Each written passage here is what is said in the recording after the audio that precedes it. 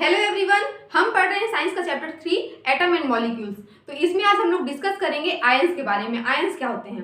तो देखिए, आयंस को समझने से पहले हमें एटम्स के बारे में थोड़ा उसका स्ट्रक्चर को अच्छे से पढ़ना होगा, तभी हम समझ पाएंगे कि आयंस बनते कैसे हैं। ठीक है, तो चलिए स्टार्ट करते हैं। सबसे पहले आप सभी ने पीरियोडिक टेबल के बारे में तो सुना ही होगा कि उसमें एटम्स अरेंज होते हैं पूरे। ठीक है, अलग अलग पोजीशन में सारे एटम पाए जाते हैं, जैसे हाइड्रोजन, फिर हीलियम, फिर लिथियम, बेरिलियम, बोरॉन, ऐसे सारे अलग अलग एटम पूरे 118 पूरे उसमें एलिमेंट्स क्या है, अरेंज है। ठीक है, तो उनका क्या है, एक फिक्स पोजीशन है पूरा। जैसे हाइड्रोजन की अगर हम बात करें तो पीरियोडिक टेबल में हमारे हाइड्रोजन फर्स्ट पोजीशन पे है। फिर हीलियम की अगर बात करें तो सेकंड पोजीशन पे है, फर्स्ट में हाइड्रोजन फिर हीलियम। ऐसे जितने भी एलिमेंट्स हैं, जितने भी 118 एलिमेंट्स हैं, सबका पोजीशन फिक्स है कि ये इस नंबर पे है। ठीक है, जैसे हम एबीसीडी पढ़ते हैं तो ए का फर्स्ट पोजीशन होता है, बी का सेकंड होता है, ये फिक्स है, कभी चेंज नहीं होता, हम इसको आगे पीछे नहीं कर सकते हैं ना। वैसे ही इसमें होता है, इनका पोजीशन फिक्स कर दिया गया है। ठीक, तो ये जो हम अभी बात की है फर्स्ट नंबर का, ये सेकंड नंबर का, थर्ड नंबर, ये जितने भी नंबर होती है आखिर हैं क्या, इसके बारे में हम थोड़ा सा जानते हैं। ध्यान से देखिएगा। जैसे मान लीजिए अगर हम हाइड्रोजन की एटम, हम सबसे पहले हम एटम का बेसिक स्ट्रक्चर थोड़ा सा जान लेते हैं। ठीक है, क्योंकि उसके बिना हमें आयंस के बारे में समझ में नहीं आएगा। तो कोई भी एटम, सारे एटम्स की यहाँ बात हो रही है। ठीक है, कोई पर्टिकुलर एक एटम की बात नहीं हो रही है। सबका क्या होता है, एटम का स्ट्रक्चर कुछ ऐसा होता है, उसके सेंटर में क्या होता है, न्यूक्लियस पाया जाता है। ठीक है, ये क्या है, मान लीजिए न्यूक्लियस है, इसे मैं बड़ा बना रही हूँ, हालांकि ये बहुत ज्यादा छोटा होता है। आप ऐसा मतलब सपोज कर सकते हैं कि मान लीजिए एक बड़ा सा ग्राउंड है। ठीक है, बड़ा सा ग्राउंड में उसमें सेंटर में आप छोटा सा एक मटर का दाना रख दें, एकदम छोटा सा, उतना बड़ा होता है किसी एटम का न्यूक्लियस। ठीक है, तो अभी बस यहाँ हम दिखाने के लिए इसको थोड़ा सा बड़ा बना रहे हैं, वैसे ये बहुत छोटा होता है। तो जो एटम का सेंटर होता है, न्यूक्लियस होता है, न्यूक्लियस में पाए जाते हैं प्रोटॉन और न्यूट्रॉन। ठीक है, एटम के सेंटर में न्यूक्लियस पाया जाता है और उसमें पाए जाते हैं प्रोटॉन और न्यूट्रॉन, और इसके बाहर शेल बने होते हैं, अलग अलग शेल होते हैं। अब सब में जरूरी नहीं है कि मतलब सारे एटम में, मतलब किसी एटम में सिंगल सेल है, किसी में डबल है, किसी में ट्रिपल है, सब में डिफरेंट होते हैं। ठीक, तो इनके बाहर जो शेल पाए जाते हैं उसमें इलेक्ट्रॉन क्या करता है, इसमें पूरा इसके सराउंडिंग चक्कर लगाता है, रोटेशन करता रहता है। ठीक है, ये बेसिक स्ट्रक्चर हो गया। तो देखिए, इलेक्ट्रॉन को हमेशा हम ऐसे लिखते हैं, इसका मतलब इलेक्ट्रॉन में माइनस चार्ज होता है। ठीक, इलेक्ट्रॉन निगेटिवली चार्ज पार्टिकल होता है। ठीक है, हमारा जो प्रोटॉन होता है वो होता है पॉजिटिवली, पी से प्रोटॉन और पी से पॉजिटिव, यानी कि प्रोटॉन पॉजिटिवली चार्ज पार्टिकल होता है, ये क्या होता है, पॉजिटिव होता है, और ये इलेक्ट्रॉन निगेटिव होता है। और जो हमारा न्यूट्रॉन होता है ये न्यूट्रल होता है, इसमें ना तो प्लस चार्ज होता है और ना ही माइनस चार्ज होता है। ठीक है, तो मतलब न्यूट्रॉन का यहाँ पर ज्यादा रोल नहीं होता है। यहाँ प्रोटॉन और न्यूट्रॉन जो पाए जा रहे हैं, यहाँ पर जो मेन रोल है वो होता है हमारा प्रोटॉन और इलेक्ट्रॉन का। अब देखिए, ये प्रोटॉन जो होता है ये पॉजिटिवली चार्ज पार्टिकल है, प्लस है, और ये जो इलेक्ट्रॉन है वो निगेटिव है। तो ये दोनों क्या करते हैं, एक दूसरे को अट्रैक्ट करते हैं।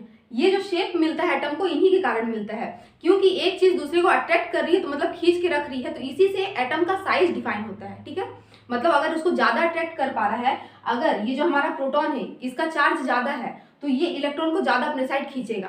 ठीक है, और अगर इसका चार्ज कम है तो कम खींचेगा। ठीक है, तो अगर वो ज्यादा खींच रहा है अपने साइड तो उस एटम का साइज छोटा हो जाएगा, और अगर कम खींच पा रहा है तो एटम का साइज बड़ा हो जाएगा। ठीक है, ये हो गई बात।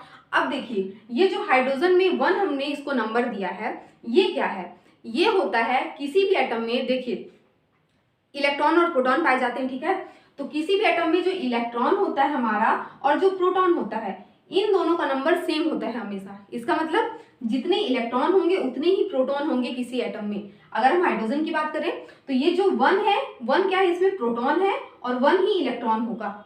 ठीक है, यानी कि सेंटर में जितना भी प्रोटॉन का नंबर होगा, जो भी हो, 5 हो, 6 हो, 6, मतलब जितना भी नंबर हो, उतना ही क्या होगा, यहाँ बाहर में इलेक्ट्रॉन होगा। ठीक, तो क्योंकि ये सेंटर में पाया जा रहा है प्रोटॉन और ये इलेक्ट्रॉन को अट्रैक्ट कर रहा है, और ये दोनों सेम नंबर के हैं, इतना समझ में आ गया होगा।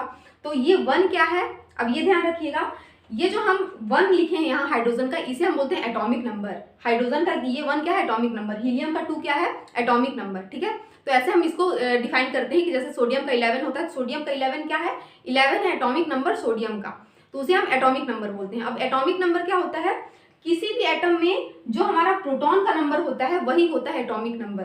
ठीक है, तो अब हम यहाँ प्रोटॉन की क्यों बात किए, इलेक्ट्रॉन की तो सेम, जब हमने बात की अभी कि इलेक्ट्रॉन भी 1 होता है और प्रोटॉन भी 1 होता है, तो हम ये भी तो बोल सकते हैं इलेक्ट्रॉन का नंबर एटॉमिक नंबर होता है, तो हम ऐसा क्यों नहीं बोलते हैं। अब यहाँ से हमें कॉन्सेप्ट समझ में आएगा एटम का। ठीक है, ध्यान से देखिएगा, जो इलेक्ट्रॉन होता है, क्योंकि ये बाहर शेल में पाया जाता है, ठीक है, प्रोटॉन क्या है, एकदम बीच में है, तो कभी भी इलेक्ट्रॉन यहाँ से बाहर जाएगा। ठीक है, या फिर दूसरा इलेक्ट्रॉन इसमें आएगा, ठीक है। दो केस हो सकते हैं, या तो इलेक्ट्रॉन बाहर जा सकता है या अंदर आ सकता है। तो इलेक्ट्रॉन बाहर चला जाएगा तो इसका नंबर, जैसे अभी यहाँ मान लीजिए हम हीलियम की बात करते हैं, यहाँ 2 इलेक्ट्रॉन है, एक इलेक्ट्रॉन यहाँ अगर बाहर चला गया तो हीलियम में 1 ही इलेक्ट्रॉन बचेंगे। तो अगर इसमें इलेक्ट्रॉन के बेस पे हम एटॉमिक नंबर रखते तो हीलियम का पहले एटॉमिक नंबर 2 था, अब 1 हो जाता, ठीक है। लेकिन प्रोटॉन को हम यहाँ से बाहर नहीं निकाल सकते हैं। प्रोटॉन क्योंकि किसी भी चीज से हम बीच में से उतनी आसानी से कोई चीज को नहीं निकाल सकते जितना बाहर से निकाल सकते हैं। इसीलिए हमेशा इलेक्ट्रॉन क्या करता है, या तो लूज होता है किसी एटम से या फिर मतलब उसके अंदर आता है, ठीक है। इसीलिए हम क्या करते हैं, इसको जो हमारा एटॉमिक नंबर होता है उसे प्रोटॉन के बेस पे देखते हैं, ना कि इलेक्ट्रॉन के बेस पे, ठीक। तो अब ये इलेक्ट्रॉन हमने अभी देखा कि इलेक्ट्रॉन या तो एटम क्या करता है, लूज कर सकता है या फिर एक्सेप्ट कर सकता है। मतलब इलेक्ट्रॉन या फिर अपने में से दे सकता है या फिर किसी दूसरे एटम में से ले सकता है, ठीक है। तो ये प्रोटॉन का नंबर समझ में आया होगा कि प्रोटॉन क्या है, प्रोटॉन का नंबर इज इक्वल टू होता है एटॉमिक नंबर, ठीक है। तो ये हम जो भी हाइड्रोजन हीलियम जितने भी 118 एलिमेंट्स हैं उनका कभी भी एटॉमिक नंबर की बात कर रहे हैं तो इसका मतलब है वो प्रोटॉन का नंबर, ठीक है। इतना समझ में आया। अब आयंस कैसे बनते हैं देखिए, हम थोड़ा सा और एटम का स्ट्रक्चर समझ लेते हैं एक बार। यहाँ पर देखिए, जैसे ये हमारा एटम है, ठीक, इसका जो फर्स्ट सेल होता है इसमें हमेशा 2 इलेक्ट्रॉन ही फिल हो सकते हैं। जैसे मान लीजिए हम बात करते हैं सोडियम की, ठीक है। सोडियम का जो एटॉमिक नंबर होता है वो होता है 11, ठीक। सोडियम में 11 एटॉमिक नंबर मतलब 11 ही प्रोटॉन और 11 ही इलेक्ट्रॉन, ठीक है। क्योंकि अभी ये न्यूट्रल है, इसमें से इलेक्ट्रॉन बाहर नहीं गया है, तो इसका क्या होगा, 11 ही प्रोटॉन होंगे और 11 ही इलेक्ट्रॉन होंगे। तो जब हम बात करें अगर इसमें कि हमें इसमें इलेक्ट्रॉन फिल करने हैं, ठीक, तो सबसे पहले हमने 2 इलेक्ट्रॉन फिल किए। अब देखिएगा कोई भी एटम उसका पहला शेल जो होता है उसमें हमेशा 2 इलेक्ट्रॉन ही फिल हो सकते हैं। फिर उसके सेकंड सेल में 1 2 3 4 5 6 7 8 इलेक्ट्रॉन फिल हो सकते हैं। उसके बाद वाले सेल में फिर से 8 इलेक्ट्रॉन फिल हो सकते हैं, ठीक है। इसमें भी 1 2 3 4 5 6 7 8 इतने ही इलेक्ट्रॉन फिल हो सकते हैं, इससे ज्यादा नहीं होंगे और इससे कम होंगे। अगर देखिए, अगर मान लीजिए कोई एटम है उसमें ऐसा पूरा क्या है, सबसे पहले वाले में 2 है, फिर 8 है, फिर 8 है, तो वो एटम हमेशा स्टेबल रहेगा, वो ना किसी को इलेक्ट्रॉन देना चाहेगा ना लेना चाहेगा, क्योंकि इसमें जितनी सीट है वो पूरी फुल है इसकी, ठीक है। लेकिन सोडियम की हम स्ट्रक्चर की बात कर रहे थे अभी, तो सोडियम में देखिए हमारे कितने हैं, 11, 8 ये हो गए और ये 2 हो गया, मतलब 8 9 10 हो गए। एक और शेल हमें बनाना पड़ेगा और इसमें कितने एटम फिल करने हैं, 1, ठीक। 11 कंप्लीट हो गया। ये हमारा किसका स्ट्रक्चर बन गया, सोडियम एटम का।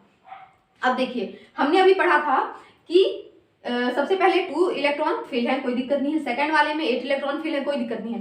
थर्ड वाले में भी तो 8 इलेक्ट्रॉन चाहिए ना फिल होने के लिए, लेकिन यहाँ सिर्फ 1 इलेक्ट्रॉन है।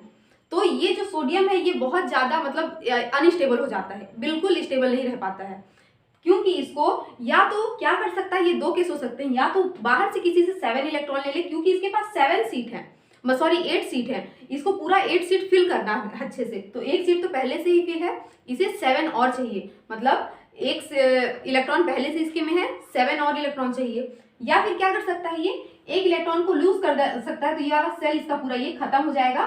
फिर ये क्या होगा, ये जो बनेगा हमारा ये स्टेबल हो जाएगा, ठीक है। तो एटम क्या करते हैं, हमेशा चाहते हैं कि उनका जो ऑक्टेट है, इसको हम क्या बोलते हैं, ऑक्टेट बोलते हैं, ऑक्टेट हमेशा कंप्लीट रहे। या तो इलेक्ट्रॉन को वो लूज करके ऑक्टेट कंप्लीट करता है, या तो इलेक्ट्रॉन को लेकर, मतलब जो हमने अभी ये शेल बनाया था इसमें 1 इलेक्ट्रॉन या तो ये दे दे या फिर बाहर से किसी से 7 इलेक्ट्रॉन ले ले। तो इजी क्या होगा, 1 इलेक्ट्रॉन दे देना, क्योंकि 7 इलेक्ट्रॉन लेना थोड़ा सा टफ है सबसे अलग अलग दूसरे एटम से। और ये इलेक्ट्रॉन कहाँ से आता है, देखिए अब जैसे यहाँ हम बात की अभी सोडियम की, कि सोडियम को क्या करना है, 1 इलेक्ट्रॉन देना है। बाहर दूसरा कोई एटम होगा जिसको 1 इलेक्ट्रॉन बस चाहिए और उसका ऑक्टेट कंप्लीट हो जाएगा, मतलब उसके पास 7 इलेक्ट्रॉन पहले से, बस 1 इलेक्ट्रॉन और चाहिए तो उसका ऑक्टेट कंप्लीट हो जाएगा और वो स्टेबल हो जाएगा। ये सब एटम करते क्यों हैं, सिर्फ स्टेबल होने के लिए। तो अब समझिएगा कि यहाँ सोडियम क्या करता है, 1 इलेक्ट्रॉन को लूज कर देता है। जैसे ही 1 इलेक्ट्रॉन ये लूज करेगा तो इसका ये वाला सेल खत्म हो जाएगा, ठीक। अब क्योंकि 1 इलेक्ट्रॉन ये लूज कर दिया है, ठीक है, मतलब जो हमने पढ़ा अभी कि प्रोटॉन होता है और इलेक्ट्रॉन होता है, ठीक है। तो इलेक्ट्रॉन एक कम हो गया, ये पॉजिटिव चार्ज है और ये निगेटिव चार्ज है। एक निगेटिव चार्ज कम हुआ तो इसके पास क्या बढ़ गया, पॉजिटिव चार्ज बढ़ गया, ठीक है। तो जब भी हम सोडियम लिखेंगे इस फॉर्म में हम लिखेंगे Na+, यानी कि सोडियम आयन। इसी को हम क्या बोलते हैं, आयन बोलते हैं। आयन क्या होता है, किसी भी एटम में इलेक्ट्रॉन लूज कर, मतलब एटम क्या करे, इलेक्ट्रॉन को लूज करे या फिर इलेक्ट्रॉन को गेन करे, उसी को हम क्या बोलते हैं, आयन बोल देते हैं। तो ये प्लस फॉर्म में क्यों बना, क्योंकि एक इलेक्ट्रॉन को ये लूज कर दिया, तो इसके में माइनस चार्ज कम हुआ, माइनस चार्ज कम हुआ तो प्लस चार्ज ऑटोमेटिकली बढ़ जाएगा। ठीक है, तो ये क्या बना लिया, Na+ बना लिया। अब हम बात करते हैं माइनस आयन कैसे बनेगी। आयन सिर्फ 2 टाइप्स के होंगे, ठीक है, एक प्लस आयन होगा और एक minus ion, negatively charge particle और पॉजिटिवली चार्ज पार्टिकल, 2 टाइप से ये आयन बना सकते हैं। अब हम बात करें कि ये जो Na+ है किसको दे रहा है इलेक्ट्रॉन, कोई तो ऐसा होगा ना, तो यहाँ हम बात करते हैं क्लोरीन। इसका जो एटॉमिक नंबर होता है वो होता है 17। अब 17 एटॉमिक नंबर, यानी कि उसमें इलेक्ट्रॉन और प्रोटॉन का जो नंबर है वो है 17। तो जब हम इसका स्ट्रक्चर बनाएंगे तो हमें क्या करना होगा, पूरे 17 इलेक्ट्रॉन फिल करने होंगे। तो 1 2 3 4, जैसे देखिए फर्स्ट वाले हमने 1 2 इलेक्ट्रॉन फिल किए, फर्स्ट में सिर्फ 2 इलेक्ट्रॉन ही फिल कर सकते हैं, ठीक। सेकंड वाले में 8 करना है, 1 2 3 4 5 6 7 8 कर दिया हमने। थर्ड वाले में भी 1 2 3 4 5 6 7। अब हम एक बार काउंट कर लेते हैं, देखिए ये हो गया, इसमें 8 था, 8 और 2 10 हो गया, 11 12 13 14 15 16 17 17 कंप्लीट हो गया इसका एटम। 17 एटम, ये वाला सेल नहीं होगा इसमें, 17 एटम कंप्लीट हो गया, सॉरी 17 इलेक्ट्रॉन कंप्लीट हो गया इसमें। अब इसका जो एक सीट है वो खाली है, इसमें इसको एक और इलेक्ट्रॉन चाहिए। जब तक इसको एक इलेक्ट्रॉन नहीं मिलेगा ये अनस्टेबल रहेगा, ठीक है। तो ये क्या चाह रहा है, इसको कहीं से जल्दी से एक इलेक्ट्रॉन मिल जाए तो इसका ऑक्टेट कंप्लीट हो जाए, इसका जो सीट खाली है वो पूरा हो जाए, तो ये स्टेबल फॉर्म में आ जाएगा। तो ये इसने क्या देखा कि यहाँ कोई सोडियम है जो इलेक्ट्रॉन दे रहा है, ठीक है। तो ये क्या करेगा, सोडियम के पास जाएगा, ठीक है, क्योंकि सोडियम इलेक्ट्रॉन दे रहा है, तो सोडियम के पास जैसे ही जाएगा तो ये जैसे ही सोडियम इलेक्ट्रॉन एक लूज करेगा ये तुरंत इसको गेन कर लेगा, ठीक है। अब ये इलेक्ट्रॉन को ले लिया तो यहाँ क्या हो जाएगा, इसका ऑक्टेट कंप्लीट हो गया। सोडियम के पास क्या था, एक एक्स्ट्रा इलेक्ट्रॉन था, तो वो एक्स्ट्रा इलेक्ट्रॉन उसने क्लोरीन को दे दिया, और क्लोरीन को के पास क्या था, एक कमी था इलेक्ट्रॉन का। तो ऐसे करके एक इलेक्ट्रॉन दिया और दूसरा लिया, ठीक है, और दोनों के बीच बॉन्ड बन जाएगा और यहाँ बन जाएगा हमारा NaCl, ठीक है। तो और NaCl को कभी भी ब्रेक करते हैं तो क्या बनता है, अब यहाँ माइनस जो हमारा क्लोरीन है पहले सिंपल था, क्लोरीन Cl लिख रहे थे बस इसको हम लोग, ठीक है। अब हम इसको क्या लिखेंगे, तो देखिए यहाँ हम बात करें प्रोटॉन और हमारे इलेक्ट्रॉन की, तो प्रोटॉन का नंबर क्या था इसमें 17 और इलेक्ट्रॉन का भी नंबर क्या था 17। ये है पॉजिटिव चार्ज और इलेक्ट्रॉन है निगेटिव चार्ज, ठीक है। तो हम बात करें अगर कि इसमें एक इलेक्ट्रॉन एक्स्ट्रा जुड़ गया, मतलब इलेक्ट्रॉन की संख्या कितनी हो गई, 18 हो गई, इलेक्ट्रॉन का जो नंबर है 18 हो गया, तो यहाँ पर पॉजिटिव चार्ज कम हो रहा है और निगेटिव चार्ज बढ़ रहा है, निगेटिव चार्ज बढ़ रहा है, इसीलिए क्लोरीन के ऊपर हम लोग माइनस चार्ज लगाएंगे, ठीक है। तो यानी कि क्लोरीन का आयन जब बनेगा तो उसमें माइनस चार्ज रहेगा हमेशा, और माइनस चार्ज कोई भी इलेक्ट्रॉन अगर गेन करता है तो उसके ऊपर माइनस चार्ज लगता है, और अगर वो इलेक्ट्रॉन को लूज कर रहा है तो उसके ऊपर प्लस चार्ज बनेगा, ठीक है। इसीलिए NaCl कभी भी ब्रेक होता है, यानी कि कॉमन सॉल्ट को हम लोग वाटर में डिसॉल्व करते हैं तो ये Na+ और Cl- आयन बनाता है।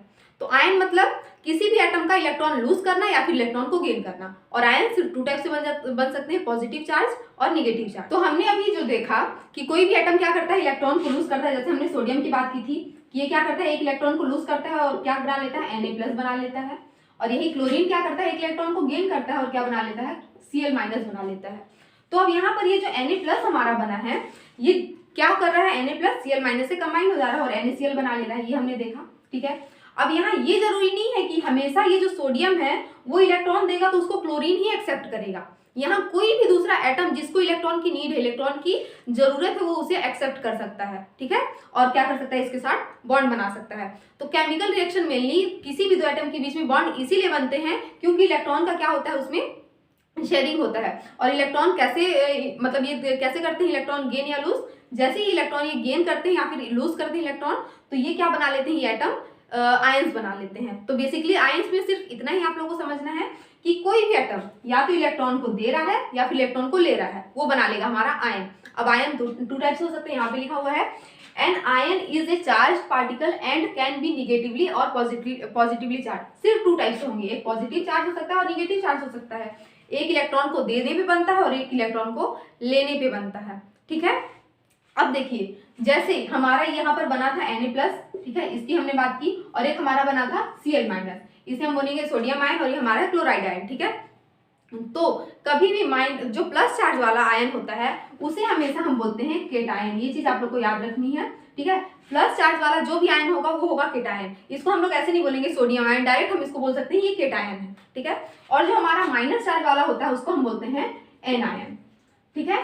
अब इसे याद करने की दो तरीका है। जैसे देखिए केटायन में यहाँ टी में प्लस जैसा बन रहा है, इसलिए प्लस वाले चार्ज को हम क्या बोलेंगे, केटायन। या फिर एन आयन में देखिए ए निगेटिव आयन, इसको हम लोग ऐसे पढ़ सकते हैं, ए निगेटिव आयन। तो एन आयन मतलब निगेटिव चार्ज वाला पार्टिकल जो भी होगा, निगेटिव चार्ज वाला जो भी एटम होगा उसे ही हम क्या बोल देते हैं, एन आयन बोलते हैं। तो एन आयन मतलब निगेटिवली चार्ज पार्टिकल और केटायन मतलब पॉजिटिवली चार्ज पार्टिकल। इतना आप लोग ध्यान रखेंगे अच्छे से, ठीक है। इसके आगे हम पढ़ते हैं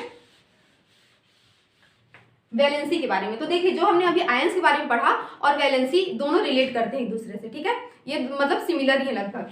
यहाँ वैलेंसी की बात अगर हम करें तो वही एग्जांपल हम लोग देखते हैं। तो इसे हम सोडियम वाले के एग्जांपल के थ्रू ही समझते हैं। इसमें हमने देखा था कि सोडियम का जो एटॉमिक नंबर होता है 11, यानी कि इलेक्ट्रॉन की संख्या इसमें क्या है, 11 है, ठीक है। अब इसको स्टेबल होने के लिए हमने इसका स्ट्रक्चर देखा था कि क्या था इसमें 1 2, फिर 1 2 3 4 5 6 7 8 और लास्ट वाले में सिर्फ एक इलेक्ट्रॉन था। तो इसके लिए इजी क्या था, एक इलेक्ट्रॉन को लूज कर देना, ना कि 7 इलेक्ट्रॉन को एक्सेप्ट करना, ठीक है। ये इसके लिए ज्यादा टफ काम है। एटम हमेशा सिंपल वे ही यूज करता है स्टेबल होने के लिए। तो ये इसके लिए 7 इलेक्ट्रॉन अलग अलग एटम्स के पास जाके वो 7 इलेक्ट्रॉन मांगेगा, इससे इजी है ये एक इलेक्ट्रॉन लूज कर दे। तो इसको स्टेबल होने के लिए कितने इलेक्ट्रॉन लूज करने पड़ रहे हैं, एक इलेक्ट्रॉन। तो इसकी वैलेंसी हो जाएगी 1, इसकी वैलेंसी क्या हो जाएगी, 1। सिमिलरली हम लोग क्लोरीन की अगर बात कर रहे थे तो क्लोरीन का स्ट्रक्चर हमने देखा था, तो उसको स्टेबल होने के लिए कितने इलेक्ट्रॉन की नीड थी, कितने इलेक्ट्रॉन की जरूरत थी, तो उसे भी 1 इलेक्ट्रॉन की जरूरत थी। तो इसकी वैलेंसी हो जाएगी 1, ठीक है। तो मतलब किसी भी एटम को स्टेबल होने के लिए, मतलब जब वो आयन बनाता है तो कितने इलेक्ट्रॉन या तो उसको गेन करने की जरूरत है या फिर कितने इलेक्ट्रॉन लूज करने की जरूरत है, उसी को हम उसकी वैलेंसी बोल देते हैं, और कुछ नहीं है वैलेंसी में, ठीक है। या तो इलेक्ट्रॉन वो लूज कर रहा है, जितने इलेक्ट्रॉन लूज कर रहा है, या फिर जितने इलेक्ट्रॉन गेन कर रहा है, वही हो जाती है उसकी वैलेंसी। यहाँ वही कॉन्सेप्ट है, ठीक है। तो वैलेंसी बेसिकली एटम्स के स्टेबिलिटी को शो करने के लिए बताई जाती है, यानी कि कोई एटम कितना इलेक्ट्रॉन गेन कर रहा है या फिर कितने इलेक्ट्रॉन लूज कर रहा है और स्टेबल हो रहा है, यानी कि इसको स्टेबल होने के लिए कितने इलेक्ट्रॉन की जरूरत है या फिर कितने इलेक्ट्रॉन को लूज करके स्टेबल हो सकता है, उसी को हम वैलेंसी बोलते हैं। सिर्फ ये एक नंबर होता है इलेक्ट्रॉन्स का, ठीक है। अब हम इसके बाद पढ़ेंगे मॉलिक्यूलर मास। तो मॉलिक्यूलर मास में एक वर्ड आ रहा है मॉलिक्यूल। मॉलिक्यूल क्या होता है, आप सभी को याद ही होगा कि एटम्स कंबाइन होते हैं तो बनता है हमारा मॉलिक्यूल। यहाँ हम एग्जांपल लेते हैं H2O का, ठीक है। H2O क्या है, यहाँ एक मॉलिक्यूल है और यहाँ हाइड्रोजन और ऑक्सीजन एटम मिलके H2O मॉलिक्यूल बना रहे हैं, ठीक। तो हमने एटॉमिक मास के बारे में तो पढ़ा था कि हाइड्रोजन का कुछ मास होता है, उसे हम हाइड्रोजन का एटॉमिक मास बोलते हैं। ऑक्सीजन का कुछ मास होता है, उसे हम ऑक्सीजन का एटॉमिक मास बोलते हैं, और इसे हम AMU में लिखते हैं, ये भी हमने पढ़ा था, ठीक है। तो एटॉमिक मास तो हमें पता है कि हाइड्रोजन का जो मास होगा, मतलब किसी भी एटम का जो मास होता है वही एटॉमिक मास होता है। तो मॉलिक्यूलर मास सिमिलरली किसी भी मॉलिक्यूल का जो मास होगा वही होगा मॉलिक्यूलर मास। तो हम इसे निकालेंगे कैसे, जो हमारा हाइड्रोजन का मास होगा, जैसे मान लीजिए हाइड्रोजन का 1U है इसका मास, तो हमने यहाँ कितने हाइड्रोजन यूज किए हैं, 2 हाइड्रोजन यूज किए हैं, तो 2U हो जाएगा। और ऑक्सीजन का जो हमारा एटॉमिक मास होता है वो होता है 16U, ठीक है। तो ये दोनों को जब हम प्लस करेंगे तो हमारा आ जाएगा 18U। तो ये हमारा H2O का एटॉमिक मास हो जाएगा, सॉरी H2O का मॉलिक्यूलर मास हो जाएगा। तो मॉलिक्यूलर मास एटॉमिक मास को ऐड करके ही निकाला जाता है, इसमें और कुछ नहीं है, ठीक है। अब हम पढ़ते हैं how to write chemical formula, यानी कि हम किसी भी एटम से, किसी भी आयन से केमिकल फॉर्मूला कैसे बना सकते हैं, ठीक है। तो चलिए देखते हैं। सबसे पहले हमने जो एग्जांपल देखा था सोडियम का, उससे देखते हैं। तो हमने क्या बनाया था, सोडियम Na+ आयन बनाया था सोडियम से, और क्लोरीन से क्या बनाया था, Cl- आयन, ठीक है। तो यहाँ पर देखिए हम लोग क्या करते हैं, क्रॉस मेथड को क्या करते हैं, इसमें फॉलो करते हैं। इसमें हमें क्या करना होता है, यहाँ देखिए इसमें कौन सा चार्ज है, माइनस चार्ज, और कितना माइनस चार्ज है, सिर्फ एक है ना। तो यहाँ कितना माइनस चार्ज है, सिर्फ एक, ठीक है। और यहाँ कितना प्लस चार्ज है, यहाँ भी सिर्फ एक है। तो इसको क्या किया जाता है, ये इसके बगल में जाता है और ये वाला क्या होता है, इसके बगल में आता है। तो क्योंकि एक है तो हमें लिखना जरूरी नहीं है, इसीलिए हम इसको क्या कर देते हैं, डायरेक्ट NaCl लिख देते हैं। इसका एकदम सिंपल फॉर्मूला, ठीक, क्योंकि इसमें सिंगल प्लस है और सिंगल इसमें माइनस है, इसमें हमें कुछ नहीं करना है।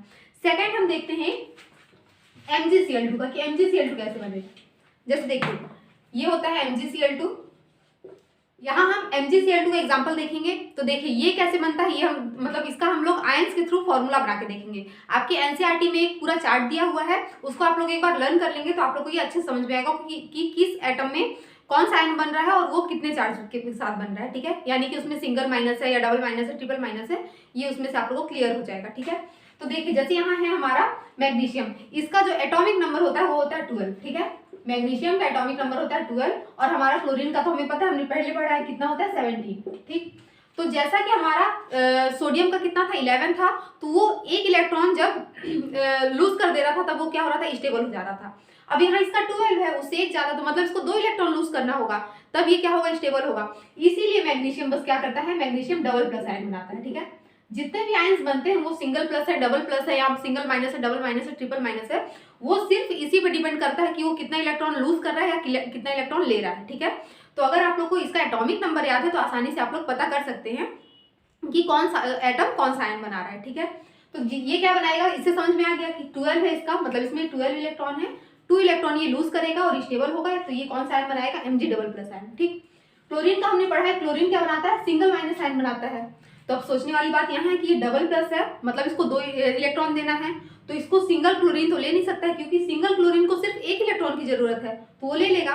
इसीलिए Mg डबल प्लस से, मैग्नीशियम डबल प्लस आयन से क्लोरीन का 2 आयन, जो मतलब 2 आयन मिलेगा यहाँ पे। ठीक है, यहाँ पर हम लोग 2 क्लोरीन का यूज कर रहे हैं, तो जब 2 क्लोरीन के एटम आएंगे यहाँ पे, तो क्या होंगे, ये दोनों इलेक्ट्रॉन, 1 इलेक्ट्रॉन ये ले लेगा, 1 इलेक्ट्रॉन ये ले लेगा, तो इनका भी काम हो जाएगा। इसको मतलब इसके पास भी 1 इलेक्ट्रॉन की कमी थी वो पूरी हो जाएगी, और इसके पास भी जो कमी थी पूरी हो जाएगी, और ये भी क्या हो जाएगा, स्टेबल हो जाएगा।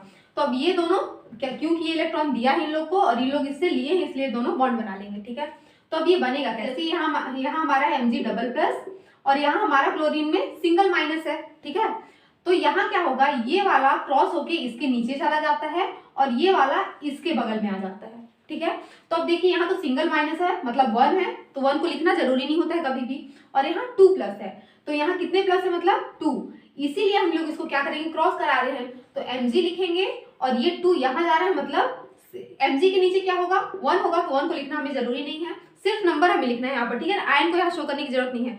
जब दोनों मतलब कंबाइन हो जाते हैं, बॉन्ड बना लेते हैं, उसके बाद हमें आयन लिखने का जरूरत नहीं होता है, क्योंकि वो स्टेबल हो गया है, ये दोनों बॉन्ड बना लिए हैं। तो Mg में डबल प्लस है, मतलब ये 2 प्लस है यहाँ पर, तो सिर्फ हमें नंबर देखना है, यहाँ 2 है और यहाँ कितना नंबर है, 1, तो इसका 1 नंबर इसके पास आएगा, मतलब यहाँ हमें कुछ लिखना जरूरी नहीं है। और ये जो हमारा Cl है, Cl के बगल में क्या चला जाएगा, 2, तो ये हमारा बन जाएगा MgCl2। तो कभी भी मैग्नीशियम आयन और क्लोराइड आयन मिलेंगे तो MgCl2 इस टाइप से बनाएंगे। ऐसे हम लोग किसी भी आयन से उसका केमिकल फॉर्मूला बना सकते हैं, किसी भी एटम का। ठीक है, अब हम देखते हैं मोल कॉन्सेप्ट के बारे में। तो मोल कॉन्सेप्ट की हेल्प से हम किसी भी सब्सटेंस में प्रेजेंट एटम्स का नंबर पता कर सकते हैं, मतलब किसी सब्सटेंस में कितनी मात्रा में एटम्स प्रेजेंट है, कितनी क्वांटिटी में प्रेजेंट है, ये पता कर सकते हैं। अब ये कैसे, तो देखिए सबसे पहले तो आप लोग ये जान लीजिए कि 1 मोल इज इक्वल टू होता है 6.022 एंड इंटू 10⁻23 एटम्स। यानी कि अगर कभी बोला गया कि ये हमारे पास 1 मोल सब्सटेंस है या 1 मोल कोई भी मॉलिक्यूल है, तो उसमें कितने एटम प्रेजेंट हैं, तो उसमें एटम होंगे इतने। ठीक है, जैसे हम लोग 1 डजन बोलते हैं, 1 डजन कोई भी चीज अगर 1 डजन है तो उसमें अमाउंट कितना होता है, 12 होता है। केले की अगर बात करें हम लोग कि 1 डजन में कितने केले होते हैं, तो 12 केले होते हैं। ठीक है ना, नंबर है एक ऐसा ही। ऐसे ही 1 मोल में इतने एटम होते हैं। ठीक है, क्योंकि एटम का साइज बहुत छोटा होता है, इसलिए बहुत सारे एटम मिलके कोई सब्सटेंस बनाते हैं, इसलिए ये नंबर ऐसा है। ठीक है, तो जैसे कि हम लोग अभी डजन का बात किया, जैसे हमने अभी डजन का बात किया कि जैसे 1 डजन में 12 केले होते हैं, वैसे ही 1 मोल में इतने एटम्स पाए जाते हैं। ठीक है, तो अगर हमें किसी भी मॉलिक्यूल का मोल पता है कि जैसे ये 1 मोल मॉलिक्यूल है, तो हम लोग उसमें एटम का नंबर पता कर सकते हैं। ठीक है, साथ ही में ये जो हमारा नंबर है, ठीक है, ये नंबर हमारा, अगर हमें किसी भी एटम का, किसी भी मॉलिक्यूल का हमें मास पता है, उसको डायरेक्ट ये ग्राम में चेंज कर देता है। हमने ये पढ़ा है कि हम मास को किस में लिखते हैं, AMU में लिखते हैं। ठीक है, या फिर डायरेक्ट यू लिखते हैं। अगर हम मोल की अगर बात करते हैं यहाँ पर, तो मोल में ये जो हमारा नंबर है, ये पूरा हमारा जो क्वांटिटी मिला है हमें, ये क्या करता है, डायरेक्ट हमारे जो भी हमें यूनिफाइड मास होता है जो हमारा, उसे डायरेक्ट ये ग्राम में चेंज कर देता है। अब ये कैसे होगा, जैसे हमारा हाइड्रोजन होता है, उसका कितना होता है एटॉमिक मास, वो होता है 1U। ठीक है, तो अगर आपसे बोला जाए कि 1 मोल हाइड्रोजन का मास कितना होगा, तो डायरेक्ट हो जाएगा 1 ग्राम। ठीक है, मतलब जितना इसका एटॉमिक मास होता है, जितना एटॉमिक मास होगा उतना ही क्या हो जाएगा, ये मोल में, लेकिन ठीक है ना, मोल में अगर हम बात करते हैं तो इतना ही ये हो जाएगा ग्राम में। डायरेक्ट ऐसे हम इसको चेंज कर सकते हैं इसकी हेल्प से। ठीक है, तो ये जो हमारे पास नंबर है, अब जैसे आप लोग को बोला जाता है कि एक पता है आप सभी को कि 1 डजन में होते हैं 12 केले। ठीक है, तो 10 डजन में कितने केले होंगे, तो आप लोग क्या करते हैं, 10 इंटू डायरेक्ट 12 कर देंगे। ठीक है, तो आपका आंसर आ जाएगा। वैसे ही ये हमारा जो है फिक्स अमाउंट है कि 1 मोल में इतना एटम होता है, इतना अमाउंट होता है 1 मोल में, ठीक है। तो आपको अगर कितना भी मोल मॉलिक्यूल दे दिया गया है, 12 मान लीजिए यहाँ पर 15 दे दिया गया है, 15 मोल कोई भी मॉलिक्यूल है, उसमें बताइए आपकी कितने एटम प्रेजेंट होंगे। तो आपको बस सिंपल क्या करना है, 15 करना है और मल्टीप्लाई कर देना है इससे, तो आंसर आ जाएगा। और ये जो हमारा नंबर है इसको हम लोग एवोगैड्रो नंबर बोलते हैं। क्यों? क्योंकि एवोगैड्रो नाम के साइंटिस्ट ने इस नंबर को दिया था, ठीक है। अब हम बात करते हैं मोलर मास की, जिसके बारे में हमने थोड़ा सा भी इसके पहले देखा। तो मोलर मास क्या होता है? मॉलिक्यूलर मास तो आप सभी जानते हैं क्या होता है कि एटम का जो मास होता है, मॉलिक्यूल कैसे बनता है, एटम से मिलकर, हमने देखा इसके पहले। तो एटम का मास, जितने भी एटम मिलके मॉलिक्यूल बना रहे हैं उन सभी को बस ऐड कर देना, तो हमारा मॉलिक्यूलर मास आ जाएगा। अब अगर हम मोलर मास की बात करें तो ये क्या होता है? तो मोलर मास सिंपल है, जैसे हमारा H2 है, इसका हमारा मॉलिक्यूलर मास कितना होगा? हाइड्रोजन का 2 एटम लिए हम लोग तो 2U हो जाएगा, और ऑक्सीजन का 16U हो जाएगा, दोनों को ऐड करेंगे तो 18U आ रहा है, ठीक है। तो अगर पूछा जाए कि इसका मोलर मास कितना होगा तो डायरेक्ट हो जाएगा 18 ग्राम, क्योंकि हमने अभी जस्ट इसके पहले देखा ना कि जो हमारा मोल होता है वो डायरेक्ट, ये जो हमारा नंबर है मोल वाला, ये डायरेक्ट किस में चेंज कर देता है? ग्राम में चेंज देता है किसी भी यूनिफाइड मास को, ठीक है। तो अगर हम बात कर रहे हैं मोलर मास की, तो मोल मतलब ये नंबर, तो कभी भी मोल पूछा जाए आप लोग को तो डायरेक्ट जो हमारा एटॉमिक मास या फिर मॉलिक्यूलर मास होता है, मॉलिक्यूलर मास को डायरेक्ट आप लोग ग्राम में चेंज कर दीजिएगा, तो हमारा आ जाएगा मोलर मास। सिंपल है, मोलर मास कोई भी हमें यहाँ पर मॉलिक्यूल मिल रहा है तो मॉलिक्यूल का जो मॉलिक्यूलर मास होगा, मॉलिक्यूलर मास और मोलर मास नाम एक जैसा लग रहा है लेकिन बहुत डिफरेंट है दोनों, ठीक है ना। मॉलिक्यूल क्या है? एक पूरा मतलब कोई सब्सटेंस है, ठीक है ना, मॉलिक्यूल। लेकिन मोल क्या है? क्वांटिटी है, ठीक है ना। तो मोलर मास क्या होता है? जो हमारा मॉलिक्यूलर मास है उसी को डायरेक्ट हम लोग ग्राम में लिख देंगे तो हमारा मोलर मास आ जाएगा, और इसमें कुछ भी नहीं करना है, ठीक है। इसके बाद हम देखते हैं finding number of atoms from the mass, यानी कि अगर हमें किसी भी सब्सटेंस का मास दिया हुआ है तो हम उसमें एटम्स का नंबर पता कर सकते हैं कि उसमें कितने एटम प्रेजेंट है। अब हम कैसे करेंगे, एग्जांपल से समझिए। जैसे देखिए हमें वाटर दिया गया, मान लीजिए जिसमें 180 ग्राम वाटर है, क्या है मतलब H2O है 180 ग्राम, ठीक। तो सबसे पहले अगर बोला जाए कि इसका मोलर मास क्या होगा, तो देखिए 1H2O का मोलर मास हमने इसके पहले अभी देखा कितना आया, हमारा 18 ग्राम आएगा। 1H2O जो मोलर मास है वो है 18 ग्राम, यानी कि 1 मोल में कितने ग्राम है H2O? तो 18 ग्राम है 1 मोल में, ठीक है। तो ये देखिए टोटल कितने हैं, 180 ग्राम है, तो मतलब इसमें कितने मोल H2O के प्रेजेंट हैं? तो हम कैसे करेंगे, 180 डिवाइडेड बाई कर देंगे 18, तो ये कट जाएगा, आ जाएगा 10, तो मतलब 10 मोल टोटल कितने प्रेजेंट है? 10 मोल प्रेजेंट है H2O के, ठीक है। इस पूरे मतलब वाटर में 10 मोल है H2O के, ठीक है। एग्जाम्पल से जैसे अभी हमने देखा था कि 1 डजन में कितने केले होते हैं? 12 केले होते हैं, ठीक है। 1 डजन में 12 केले हैं। अगर आपको बोला जाए कि 120 केले हैं टोटल, ठीक है, 120 केले आप लोग को बता दिया गया है, और आप लोग को पता है कि 1 डजन में कितने केले होते हैं? 12 केले होते हैं। तो आपसे पूछा जाए कि 120 केले में कितने डजन है, कितने डजन है, ठीक है, मतलब 120 केले में कितने डजन केले हैं, तो आप लोग सिंपल क्या करेंगे, 120 डिवाइडेड बाई 12 करेंगे, तो ये हो जाएगा 10 डजन केले। 10 डजन पता चल गया। ऐसे ही इसमें हमें मोल पता करना है। तो आप लोगों को पता है कि 180 ग्राम पूरा टोटल क्या है, वाटर है, और 1 मॉलिक्यूल वाटर का आप लोग को मोल पता है कि कितना है, 18 ग्राम है। तो जब 18 ग्राम इसका पता है तो हम टोटल में से क्या करेंगे, इसको डिवाइड कर देंगे, तो इतना आंसर आ जाएगा। कितना हम आया, हमारा 10 मोल आया, ठीक है। अब जैसे यहाँ पर आप लोगों को पता चल गया कि इस पूरे कंटेनर में 10 मोल कितने वाटर के प्रेजेंट हैं, 10 मोल टोटल, ठीक है। और हमने इसके पहले पढ़ा है कि 1 मोल इज इक्वल टू होता है 6.022 इंटू 10⁻23 एटम।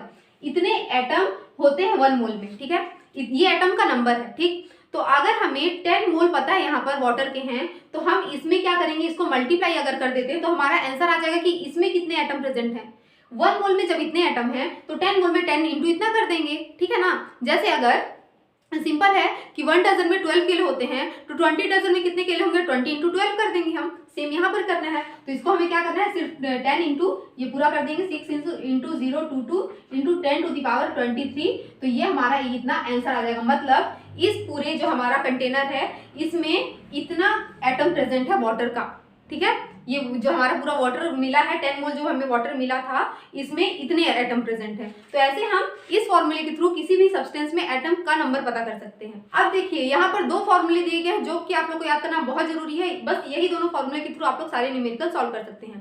पहला जो फॉर्मूला है वो है number of moles is equal to होता है गिवन मास अपन मोलर मास। यानी कि अगर किसी भी सब्सटेंस में आप लोग को नंबर ऑफ मोल्स निकालना है तो आप लोग को क्या करना है, गिवन मास जो मास दिया गया है उसको डिवाइड कर देना है मोलर मास से। ठीक है, जैसे कि आप लोग को एक बॉक्स दिया गया, ठीक है, उस बॉक्स में बहुत सारी चॉकलेट है, आपको पता है कि टोटल बॉक्स का वेट कितना है, ठीक, टोटल बॉक्स का वेट बता दिया गया है और एक चॉकलेट का वेट बता दिया, सॉरी मास बता दिया है, टोटल बॉक्स का मास बता दिया गया है और एक चॉकलेट का मास बता दिया गया है और बोला गया है कि टोटल कितनी चॉकलेट है वो पता करो। तो आप लोग क्या करेंगे कि number of chocolate is equal to करेंगे टोटल पूरे बॉक्स का मास अपॉन 1 चॉकलेट का मास, तो आप लोग का नंबर ऑफ चॉकलेट निकल जाएगा। यही फॉर्मूला है लगाना है।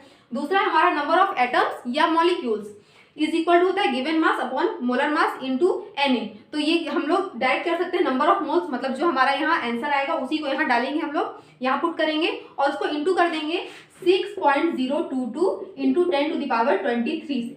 ठीक है, तो हमारा क्या आ जाएगा, नंबर ऑफ एटम्स या मॉलिक्यूल्स आ जाएगा सिर्फ इस फॉर्मूले के थ्रू। तो अभी हमने जो फॉर्मूला देखा उसकी हेल्प से आप लोग न्यूमेरिकल सॉल्व करने का ट्राई करिएगा और प्रैक्टिस करिएगा। आई होप आप लोग को इतना अच्छे समझ में आया होगा। Thank you so much for watching.